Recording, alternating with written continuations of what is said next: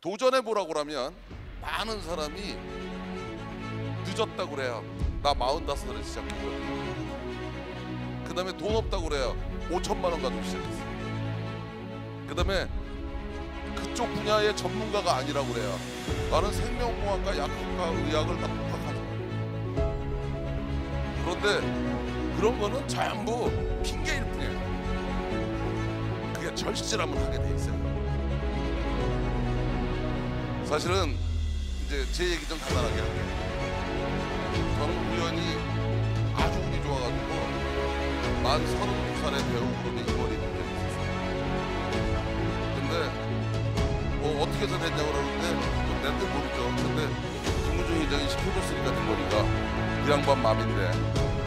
근데 하여튼 그 양반한테 필요했던 사람으로 인정받은 게 32살이었어요. 난 처음에 농담인 줄 알았는데 어느 날 트레이닝을 들어서 갔더니 60대 양반이 왔더라고요.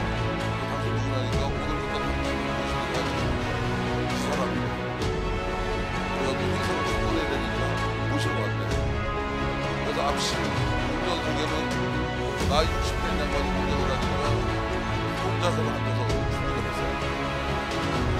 그래가지고 저는 갔더니 이게 리얼 상황이더라고요.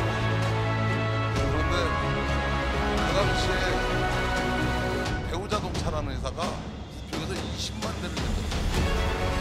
근데 자동차 회사가 영업을 하려면요 차종이 한 6개를 있어요. 대형차가 있어야 되고 중형차가 있어야 되고 중형이 있어야 되고 중형이 있어야 되고 차 하나 개발하는데 그 당시에는 3,000원씩 3,010km 3,000원만 내가 근데 나 개발을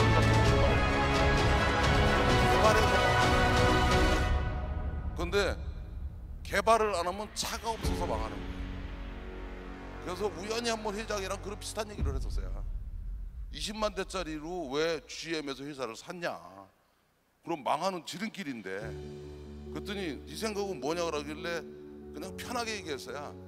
그 러시아 쪽이 이게 이제 붕괴가 될 것 같으니까 동유럽에 있는 회사들을 인수하고 한국에 일부 공장을 줘서 빨리 200만 대 체계를 만들어야 된다. 그러면 대당 15만 원으로 줄지 않냐? 그랬더니 내 생각이 그거야 그러더라고요.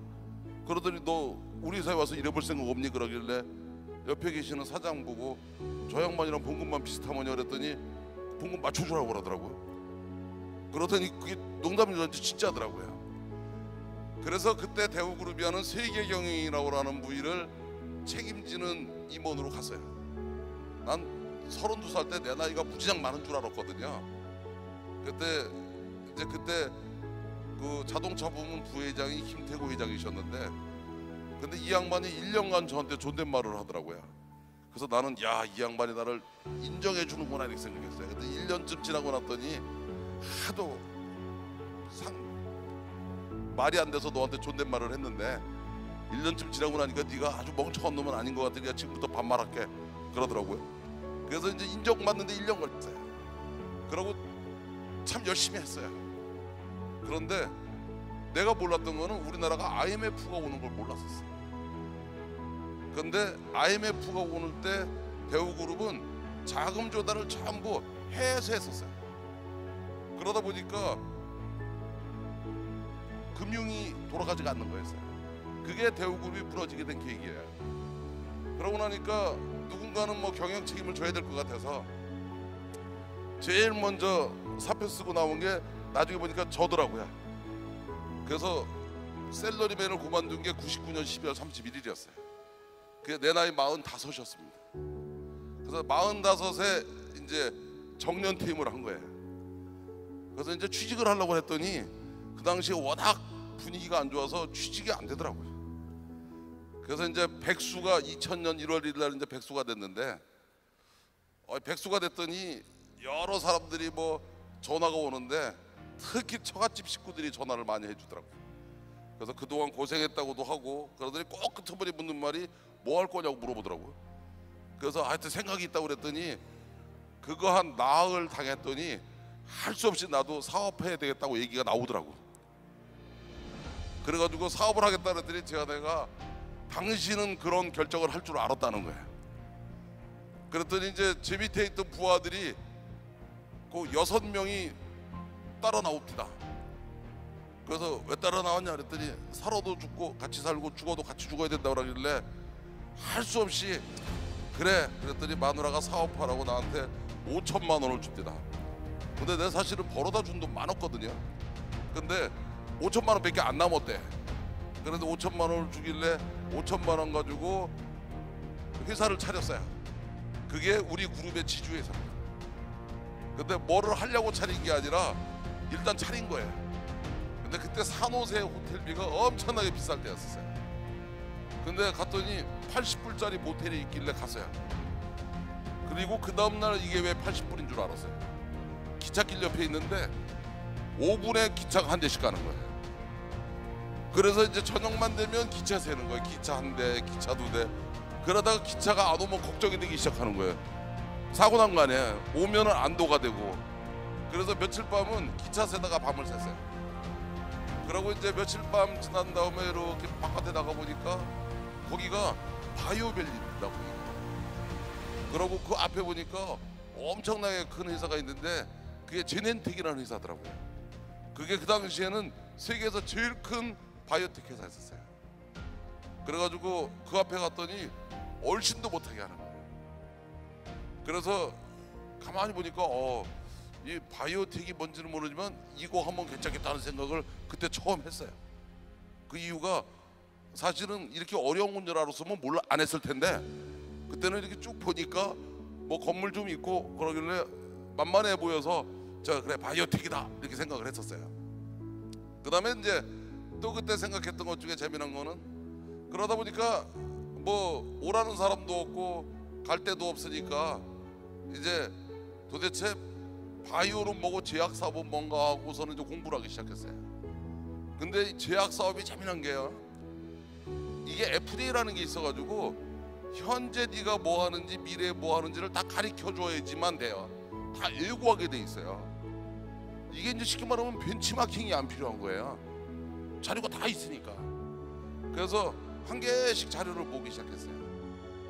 근데 뭐 모으다 보니까 한 3달쯤 지나니까 내 호텔 벼른박에 전 세계 제약회사의 지도가 다 있더라고요. 그러고 나는 그 전까지는 약이라고는 아스피린밖에 몰랐었어요. 그래서 뭐 이거 뭐 약 그러면 일단 어려워 보이잖아요. 그 의사, 약사, 그러고 생명공학 박사 이러면 어려워 보이길래 내 거 아닌 줄 알고 몰랐다가 가만히 보니까 인류가 태어나서 지금까지 개발한 약의 종류는 400개 미만입니다. 기본 물질은. 그러면 이 약의 원리가 뭔지, 임상해 보니까 부작용이 뭔지, 효능이 뭔지를 한 물질 가지고 반나절 이상 할 게 없어요. 그렇게 한 6개월 지나고 나니까 스탠포드에 가가지고 노벨의 약상 받은 의사들하고 밥 먹다가 약 얘기를 했더니 나한테 너 전공이 약이냐고 그러더라고요. 그래가지고 아니라고 하면 안 만나줄 것 같아서 뭐 그럴 수도 있고 그랬더니 야 솔직히 지가 만났던 애들 중에 너 진짜 똑똑한 놈이라는 거야. 그래서 노벨의 약상 받은 사람이 똑똑하다 그러니까 우쭐 학문 다 보는 건데 내가 왜 서두에 이런 얘기를 하냐. 뒤에 할 얘기 중에 하나를 얘기할게요. 도전해보라고 그러면 많은 사람이 늦었다고 그래요. 나 45살에 시작했거든요. 그 다음에 돈 없다고 그래요. 5천만 원 가지고 시작했어요. 그 다음에 그쪽 분야의 전문가가 아니라고 그래요. 나는 생명공학과 약학과 의학을 다 독학한 사람이에요. 그런데 그런 거는 전부 핑계일 뿐이에요. 그게 절실하면 하게 돼 있어요. 어제 그저께는 터키에서 제 파트너가 왔어요. 터키 우리랑 똑같은 우랄 알타기어 사람입니다. 어순이 똑같아요. 제가 우리 직원들 데리고 이스탄불 갈 때 단어 100개 딱 줘요. 그래서 이스탄불 비행할 때까지 100개는 금방 외웁니다. 그리고 이스탄불 공항에 딱 도착하면 영어하고 한국말 쓰지 마. 100개면은요 먹고 사는데 터키에서 전혀 지장이 없어요. 그리고 일주일쯤 있으면 단어 500개 외우거든요. 비즈니스 협상하는데 지장이 없어요. 근데 터키어를 공부하는데 4년 걸리거든요. 근데 출장 다니면서 공부하는데 일주일이면 충분하거든요. 그게 다 우리가 가지고 있는 관념의 허구입니다. 모든 게. 그래서 예를 들어서 결론적으로 탁 얘기하면 나 2000년에 5천만 원 가지고 사업 시작했어요. 근데 내가 해보니까 5천만 원 가지고 전 세계 천등 안에 들어가는데 11년 걸리더라고. 그렇게 100년, 10년씩 된 그런 대형 회사가 아니면 엄두를 못 내던 산업이었어요. 근데 그때 가만히 보니까 이제 새로운 시대가 오는 것 같아요. 그 이유가 뭐냐? 고령화가 되거든. 고령화가 되면 약의 수요가 많아지는 거예요. 근데 그거를 다 정부가 해주려니까 너무 예산이 많이 드는 거예요. 그러면 경쟁을 시킬 거 아니에요. 그러면 경쟁력이 있는 회사가 이기겠더라고요. 오래됐던 회사가 이기는 것도 아니고 등치가 큰 회사가 이기는 것도 아니고. 또 재미난 건 바로 뭐냐? 새로운 약을 한다는 것들이 경제성이 안 나온다 그러면 그 약이 별로 성공할 확률이 없을 거 아니에요. 그러면 그동안 제약산업은 R&D 중심의 산업이었는데 인더스트리 중심으로 패러다임이 바뀌겠더라고요. 그러면 아시아의 기회가 오겠더라고요. 그리고 9년째 되니까 이제 서로 나한테 막 돈을 대줍디다. 그리고 10년쯤 지나고 나니까 나보고 회사를 팔으라고 합디다. 그래서 사업한 지 딱 17년 지났어요. 현재 어떻게 되어 있느냐는 얘기를 할게요. 전 세계 제약업계에서 셀트리는 회사를 모르는 회사는 없습니다. 아까 광고에서 보니까 거꾸로 달리기라는 얘기 나오죠. 거꾸로 달리는 거 뭐냐? 나는 이제 와서 가만히 생각해 보면 내가 성공하게 된 가장 큰 이유는 딱 뭐냐? 간단해요. 사업하는 사람들이요, 처음에 이제 성공한 사람들이 물어보면 왜 사업을 시작하셨습니까? 그럼 거창하게 얘기하는데 왜 사업 시작했냐? 취직이 안 되니까 사업 시작하는 거예요. 그래서 취직이 되면 사업을 안 하지. 나도 배우에서 그만두고 재취업이 됐으면 사업 안 했어요. 그다음에 처음에는 왜 충울증살도 일어나느냐? 안 망하려고 하는 거예요. 망하면 큰일 나니까. 단계를 넘었으면 돈 벌으려고 하는 거예요. 왜냐면 이왕 했으면 벌고 싶으니까. 그러고 돈을 벌면 돈을 쓸어 다녀요. 근데 돈도 써보면은요, 그거 금방 질려요. 그 다음에 이제는 뭐를 하느냐? 그 다음에는 이제 가급적이면 좀 더 큰 꿈을 꾸리려고 그래요. 그러다 보면 이 나라에 도움이 되는, 이 민족에 도움이 되는 이런 꿈을 꾸게 되더라고요. 그 다음에는 이제 뭐를 하기 시작하냐면 어려운 사람이 눈에 보이기 시작해요. 그러면 그 사람들을 위해서 내가 무언가를 해보고 싶은 생각이 들기 시작해요. 그래서 제일 듣기 싫은 말이 뭐 수저 타령하는 거예요.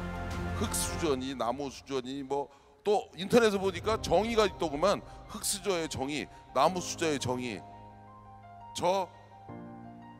저희 아버님은 그냥 조그만 장사하셨어요. 연탄 가게 하셨어요. 그래서 전 중학교 다닐 때 집에서 집에 학교 오면 그 연탄 집게에다 연탄 들고 연탄을 배달했어요. 그래서 아버님, 어머님, 저 동생들 다 연탄 배달했었어요. 그것도 기자촌이라는 동네에서. 그 산비탈 동네입니다. 그래서 뭔 수저인지는 모르겠어요. 나 대학교 다닐 때 그때는 가정교사를 못하게 해가지고 택시기사를 알바를 했었어요. 그래서 그때 한시택시라는 게 있었는데 24시간 택시 몰고 24시간 학교 다녔어요. 그래도 대학교 졸업할 때 4.3 만점에 4.18로 졸업했어요. 그러다 보니까 젊은 나이에 대우그룹의 임원이 됐는지 몰라요. 그런데 사업하면서나 봉급제하면서 똑같았던 거 하나는 단 하루도 그냥 살지는 않았어요. 여기서 헤어지면서 그런 생각하고 가시면 돼요. 야, 뭐 이렇게 해서 성공한 놈도 받고 저렇게 해서 성공한 애도 받고 성공한 애를 본 걸로 끝내지 마시고 다 보니까 다 그냥 그렇고 그런 애네. 그러면 나도 할 수 있어. 그렇게 생각하면 돼요. 여러분들한테 마지막 팁을 하나 드릴게요. 제가 그랬죠. 전공이 뭐였느냐에 따라서 공부하는 거. 여러분이 절실해서 공부하면은요, 전공이 뭐든 상관없어요. 1, 2년이면 충분히 여러분도 전문가가 될 수 있어요. 여러분이 성공하고 싶은데 돈은 많으면 좀 쉬울 뿐이지 돈이 없어서 못하는 거 아니야. 나이는 젊었을 때면 좀 더 유리하겠지만 나이도 절대 조건이 아니야. 제일 중요한 거는 여러분을 도와줄 사람들이 있어야 돼. 근데 여러분을 도와줄 수 있는 사람들은 다 누구냐? 여러분들이 도와주고 싶은 마음이 들게 해. 그러면 도와주고 싶은 마음을 들게 하는 사람은 뭐냐? 미안하면 미안한 줄 알고 고마우면 고마운 줄 알아요. 그래서 사실은 이런 새로운 시대가 왔을 때 여러분들도 누가 되든 다 할 수 있어요. 근데 공부를 열심히 하는 것만으로 안 되는 거고 정보를 많이 가지고 있는 것도 안 되는 거야. 이거는 필요 조건인데도 필요 충분 조건이 안 돼요. 근데 진짜 성공하고 싶으시면 다른 사람이 좋아하는 사람이 되십시오. 제일 중요하게 생각해야 될 것은 나는 안 된다고 생각하는 데서 벗어나세요. 흑수저 타령 이런 거 그만하세요. 그래서 도전하시는 게 중요해요. 그리고 또 도전하면 언제까지 하는 거냐? 성공할 때까지 하는 거예요. 그래서 실패란 단어는 없는 겁니다. 아직 성공하지 않은 거지. 실패라는 말은 관뚜껑 닫기 바로 직전에 쓰는 거예요. 근데 불가능이라는 단어, 불가능이 어디 있어요? 어려운 거지.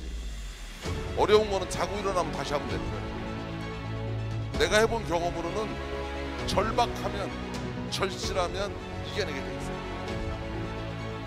그래서 이런 새로운 시대가 오는 것이 여러분 모두에게 기회이기를 바랍니다.